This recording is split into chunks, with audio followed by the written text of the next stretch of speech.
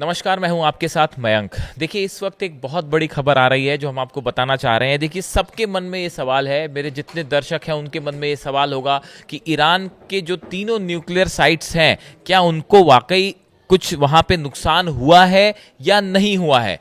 इसी मुद्दे को लेकर अब अमेरिका की एक इंटेलिजेंस एजेंसी, जिसे डिफेंस इंटेलिजेंस एजेंसी कहते हैं, डीआईए कहते हैं, जो पेंटागन की एक एजेंसी है, यानी कि अमेरिकी रिपोर्ट में इस बात का दावा किया जा रहा है कि ईरान के न्यूक्लियर प्रोग्राम को कोई खास नुकसान नहीं हुआ है।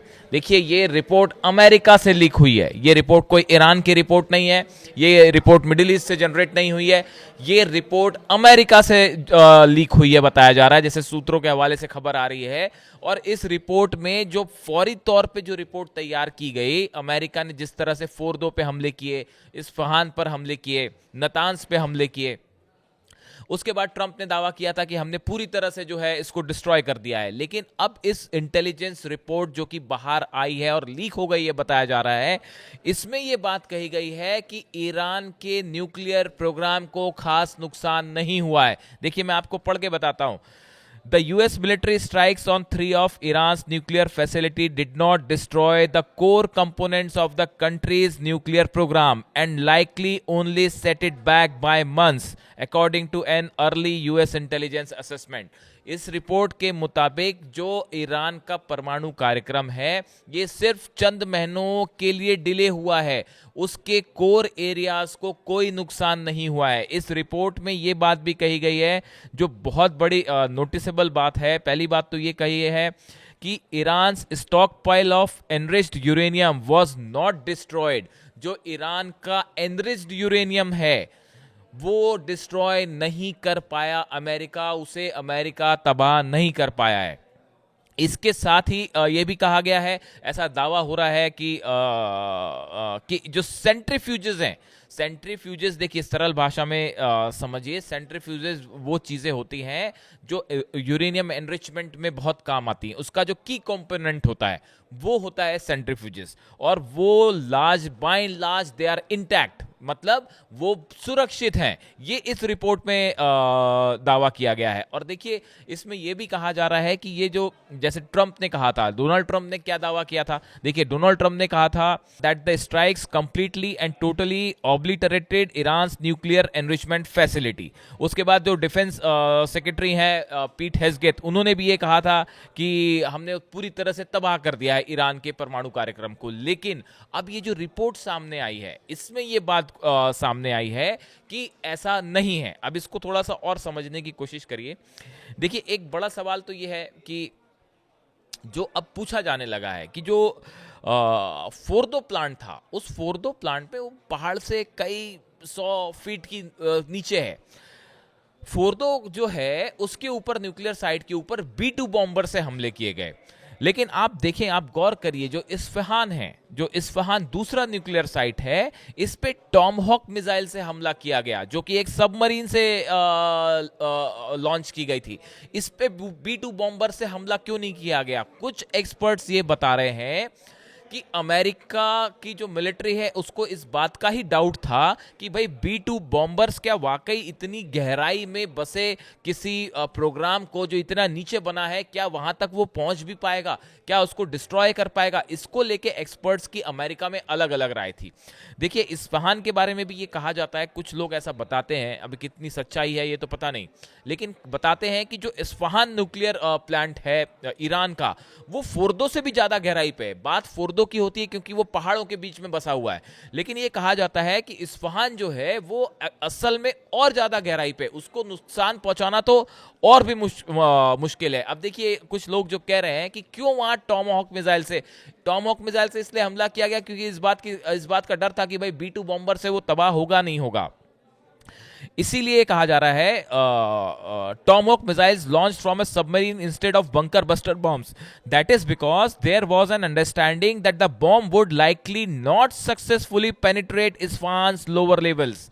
ये कहा जा रहा था कि भाई इस्फहान के जो नीचे बसा परमाणु कार्यक्रम है उसको शायद क्षति ना पहुंचा पाए B-2 बॉम्बर्स, इसलिए टॉमहॉक मिसाइल्स उस पर फायर की गई है। अब देखिए, एक हम एक्सपर्ट्स की बात करें, ये मुद्दा थोड़ा सा देखिए क्या होता है जब इस तरह से खबरें आती हैं, हम न्यूक्लियर प्लांट की बात कर रहे हैं, हम कोई छोटी मोटी चीज़ की किसी मिलिट्री इंस्टॉलेशंस की बातें नहीं कर रहे हैं, तो इसमें बड़ी जिम्मेदारी के साथ हर बात सामने रखनी होती है, अलग अलग सोर्सेज से रखनी होती है, और बिना किसी हाइप के मसाला लगाए जो फैक्ट्स हैं वो सामने रखने पड़ते हैं, उनको क्रॉस चेक भी करना पड़ता है। हमारी कोशिश है हम आपके सामने फैक्ट्स रखें। और देखिए मैंने जो है कई यूरोप के पेपर्स, अमेरिकन न्यूज़पेपर्स, एजेंसीज, इनको फॉलो किया पिछले चंद घंटों में। इसमें अलग अलग एक्सपर्ट्स की भी राय सामने आने लगी है। एक जेफरी लुइस हैं, ये वेपन एक्सपर्ट हैं, प्रोफेसर हैं मिडिलबरी इंस्टीट्यूट ऑफ इंटरनेशनल स्टडीज के, और इन्होंने जो सैटेलाइट इमेजेस जो शो कर रही थी, मतलब जो फोर्दो के बाद जो सैटेलाइट इमेजेस आई, इस्फहान की जो सैटेलाइट इमेजेस आई, इसको ये जो है इसकी इन्होंने स्टडी की है, और इनके हवाले से कई खबरें छपी हैं अखबारों में। He agreed with the assessment that the attacks do not appear to have ended Iran's nuclear programme. इन साहब का कहना ऐसा है कि अभी जो इमेजेस मिल रही हैं सैटेलाइट से, उनको देख के ये लगता है कि ईरान का न्यूक्लियर प्रोग्राम तबाह नहीं हुआ है। देखिए ये एक्सपर्ट्स की राय भी अब सामने आने लग गई है। दूसरी एक और बात है बड़ी गौर करने वाली, जिसको लेके कई एक्सपर्ट से बात कर रहे हैं कि ईरान में कई ऐसे न्यूक्लियर साइट्स हैं, न्यूक्लियर प्लांट्स हैं, जहां पे एनरिचमेंट का काम चल रहा था जो सीक्रेट है। भाई फोर्दो तो दुनिया को पता है, इस्फहान दुनिया को पता है, नतांज दुनिया को पता है, बुशर दुनिया को पता है जहां रशिया के साथ जो है काम चल रहा है। लेकिन क्या ईरान ने सिर्फ अपना परमाणु कार्यक्रम इन्हीं सेंटर्स पे चला रखा होगा? आप खुद सोच के देखिए। अगर आपको ये शक हो, ईरान को भाई शुरू से ये शक था कि अमेरिका हमें स्ट्राइक कर सकता है, तो वो फिर ऐसे जगह पर ही अपना न्यूक्लियर प्रोग्राम क्यों चलाएगा? कई एक्सपर्ट्स का कहना है ईरान के पास कई सीक्रेट ठिकानों पर जो है न्यूक्लियर एनरिचमेंट का काम चल रहा है, और वो पता ही नहीं अमेरिका को, उसके बारे में कोई नहीं जानता वो कहां है। ना सीआईए उसका पता लगा पाया, ना मोसाद। ऐसे किसी सीक्रेट प्लांट के बारे में तो, उसके डिस्ट्रक्शन के बारे में तो कोई जानकारी ही नहीं है। यानी कि कुछ एक्सपर्ट्स का कहना ऐसा है कि कई ऐसे सीक्रेट इंस्टॉलेशंस हैं ईरान में, जहां पे तेजी के साथ अब भी जो है वो न्यूक्लियर प्रोग्राम ईरान का आगे बढ़ रहा है, जो अमेरिका तबाह नहीं कर पाया है।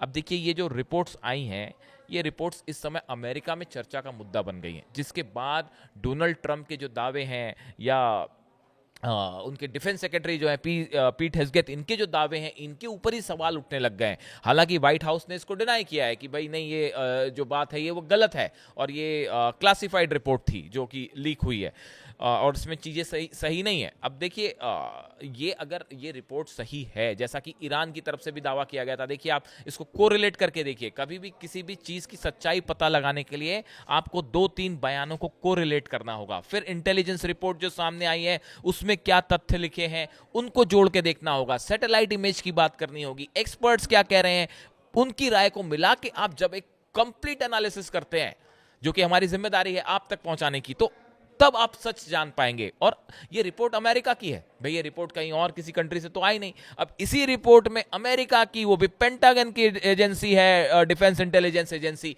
राइट हाथ, राइट विंग, दाहिना हाथ माना जाता है, राइट हैंड मानी जाती है पेंटागन की।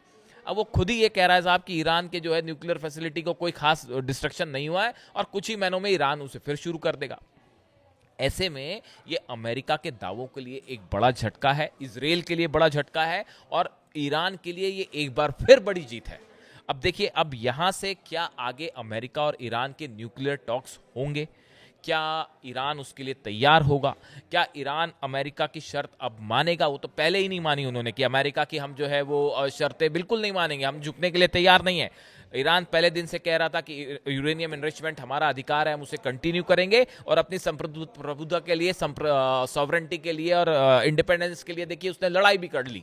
ये अपनी बात में वो शुरू से कायम रहा, जो अब्बास अराक्ची साहब कह रहे थे। अब देखिए कुल मिला के स्थिति यह है कि अब ईरान के न्यूक्लियर प्रोग्राम का आगे क्या होगा, और एक बड़ा सवाल, क्या अब इसके बारे में हम अलग से चर्चा करेंगे कि क्या अब ईरान न्यूक्लियर बॉम्ब बनाएगा, एटम बॉम्ब टेस्ट करेगा? अब वो किसी का इंतजार नहीं करेगा। क्या ईरान को ऐसा करना चाहिए? इस मुद्दे पे हम अलग से चर्चा करेंगे। फिलहाल हमारा काम था ये इंटेलिजेंस रिपोर्ट जो लीक हुई है, इसकी सच्चाई आप तक पहुंचाना, जो ईरान के लिए एक बड़ी जीत मानी जा रही है। Thank you so much.